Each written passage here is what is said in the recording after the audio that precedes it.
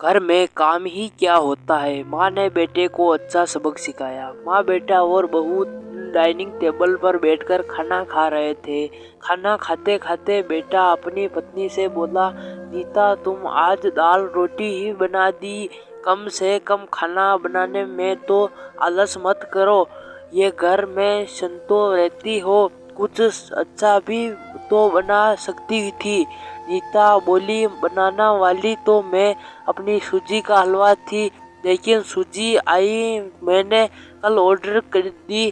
कोई बात नहीं, कल बना दूंगी। किचन में कुकर की सीटी सुनाई देती है और खाना खाते खाते नीचा किचन में चली जाती। किचन से वापस डाइनिंग टेबल पर बैठते हुए नीता कहती है, मैं आलू पकाने के लिए थे, शाम को आलू की टाकनियाँ बनाऊंगी। इसी सासू भी यह सुनकर खुश होती है। नीति के बीच में बोला पड़ा, ये है दो बहू मजे करते हैं, पसंद की चीज जो तो बनाते खाते और तभी ढोल बजाते हुए सुनता, फिर खाने खाते टेबल से उठकर दरवाजे खोलने चली जाती है। जे पर डिलीवरी बॉय सूजी लेकर आया। पार्सल लेकर नीता फिर डाइनिंग टेबल पर खाना खाने बैठती है। तब माँ बेटे कहते हैं कि तू दरवाजे खोल देता, बेचारी को खाना खाते समय भी सुकून नहीं है। बेटा कहता है, सॉरी माँ, मैंने उठ सकता, मुझे ऑफिस जाने में देर हो रही है।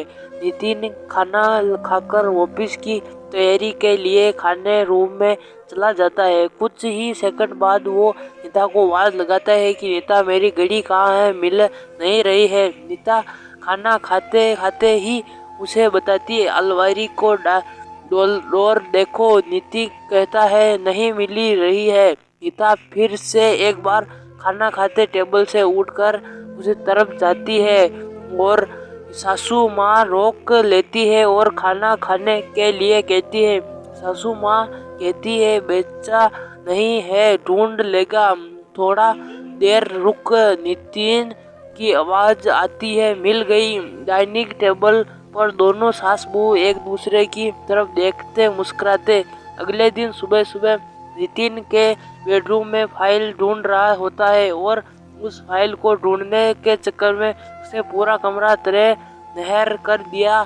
नितिन बड़ा हो रहा था, इस घर में एक कोई चीज भी ठिकाने पर नहीं मिलती। इस औरत के कोई भी काम नहीं है, इसलिए हर चीज इधर उधर करती रहती है। नीता अपने कमरे में आकर कमरे का बुरा हाल देखती है। नितिन ने पूछती है कि क्या कर रहे हो। नितिन कहता है, वह फाइल कहाँ है जो मैंने तुम्हारे परसों की थी। नित्य तुम्हें फाइल निकालकर नितिन के हाथों में थमा देती है और उसकी कहती है कि एक बार मुझे पूछ लिया होता, पूरा कमरा फैला के नहीं रख दिया है। नितिन उल्टा नीता को ही डांट देता है और कहता है कि ठीक है, अगर पूरा कमरा फैला दिया है तो तुम और काम भी नहीं किया है, ये काम पूरा ही दिन करते बैठो। कभी कभी यह लगता है कि डाइवोर्स में शादी करनी ही नहीं चाहिए। इतना बोलकर नितिन ऑफिस के लिए निकल जाता है। पति पत्नी की यह बात माँ भी सुन रही होती है, जिससे नितिन को पता नहीं होता कि अब माँ और नीता जिनको सबक सिखाने के लिए प्लान बनाते हैं। अगले दिन सुबह सुबह जब नितिन नींद से जगता है तो नीता को चाय के लिए चिल्लाकर कह रहा होता है। पासी में सोफा पर बैठा माँ उसे कहती है, नितिन नहीं है, वह अपने माँ के घर है, कोई जरूरी काम था। नितिन फोन निकालकर नीता को कॉल करने लगता है। तब माँ उसे रोकते हुए कहती है, फोन मत कर, माँ घर की हो गई है, आज आए 2-3 दिन में। नितिन को फोन रख देता है और माँ से कहता होता है कि माँ चाय। तब माँ बोली पड़ती है कि हाँ 2 कप बनाना, मैं भी पीऊंगी। मन में नितिन किचन की तरफ जाने लगता है चाय बनाने के लिए। तब माँ की एक खड़े होते हुए कहती है, अरे बेटा रुको। नितिन तो लगता है कि माँ को रोककर कोई चाय बनाने चल जाएगी, लेकिन माँ कहती है मेरी चाय में थोड़ी चीनी कम डालना। नितिन चाय बनाकर लाता है। माँ और बेटा दोनों चाय पी रहे होते हैं। तब माँ बोलती है अच्छा बनाई है, लेकिन नित्या को चाय बनानी थी, तुम तुलसी की तू पत्तियाँ डाल देते हैं, उसका स्वाद ही अलग आता है। बेटा कोई नहीं, अगली बार जब तू चाय बनाएगा तो ध्यान रखना। नितिन माँ की तरफ देखता हुआ रह जाता है। थोड़ी देर बाद नितिन उसे कहता है माँ आज खाने में मटन पनीर। माँ उन्हें निकल की काटते हुए कहती है अरे वाह, आज मेरा बेटा मुझे मटन पनीर खिलाएगा। अच्छा है, काफी दिनों में मटर पनीर खा रहा है। मटन पनीर बनाने के लिए कह रहा था। माँ कहती है नहीं बेटा, मेरे घुटनों में बहुत दर्द हो रहा है, मैं इतनी घंटों तक किचन में नहीं खड़ी रह सकती। नितिन अपना फोन निकाल कर रेस्टोरेंट्स में ऑर्डर करने लगता है। तब माँ उसे रोकते हुए कहती है इस उम्र में मेरा पाचन अच्छा नहीं रहा बेटा, मुझे गैस होता जाता है और तुम मुझे बाहर का खाना खिलाने चाहते हो। तुम तो अपनी माँ से प्यार ही नहीं करते। नितिन ना चाहते हुए भी घर का खाना बनाने के लिए किचन में चला जाता। 1 घंटे बाद खाना बन के तैयार हो जाता। नितिन 2 थाली में खाना परोस कर माँ का है। वो माँ देखती है कि नितिन दाल रोटी बनाई है। माँ नितिन से कहती है अरे बेटा, तू तो मटर पनीर बनाने वाला था ना। नितिन कहता है माँ ये आसान था बनाने के लिए। माँ कहती है नीता तो मुझे आज मटन पनीर बना कर खिलाती। चलो कोई बात नहीं, मैं कहाँ हर दिन मटन पनीर खाती हूँ, आज दाल रोटी ही खा लेती लूँगी। आज बेटे के साथ मिलकर खाते। दोनों बैठकर खाना खाने लगते हैं। नितिन ने पहला नीवा मुँह से रखा ही होता है कि दाल। माँ उसे कहती है अरे बेटा, दाल में नमक थोड़ा कम है, जाकर जरा नमक लेकर आ। नितिन खाते खाते उठता है और किचन में जाकर नमक लेकर आता है, फिर अपना खाना खाने बैठता है।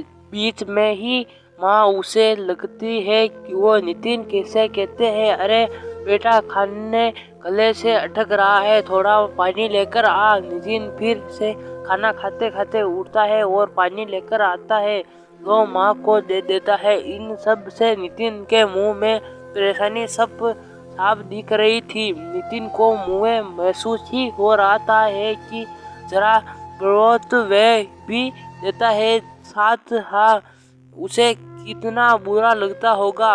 हालांकि नीता को मुंह में पर कभी उसे सिकने नहीं देती थी, ये नहीं रुकती खाना खाते हुए जाना। माँ नितिन को थाली को थोड़ा लिए कहती है, फिर माँ उसे बेड पर आराम करने लगती है। तभी नितिन को चादर को के लिए कहती है उसे। बाद में नितिन रूम से जा रहा होता है, तब उसे रोककर एसी के कमरे में ले करती है।